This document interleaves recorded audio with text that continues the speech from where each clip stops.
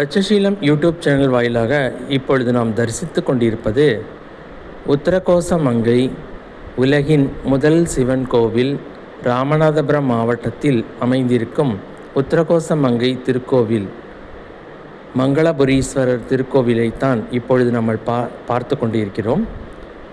அங்கு நடராஜர் சிற்பம் ஒன்று உள்ளது. இதில் என்ன விசேஷம் என்றால் 6 அடி உயர நடராஜர் சிற்பம் முழுவதும் மரகத கல்லால் ஆனது. திருவாதிரை நாள் மட்டும் அபிஷேகம் நடைபெறும். அந்த நாளில் மட்டுமே மரகத நடராஜரை நாம் கண்ணார தரிசிக்க முடியும்.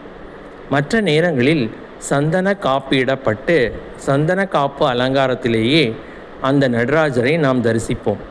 மற்ற திருத்தலங்களில் சிதம்பரம், குற்றாலம், மதுரை இங்கேயெல்லாம் பஞ்சலோக சிற்பங்கள் தான் நடராஜராக உள்ளன.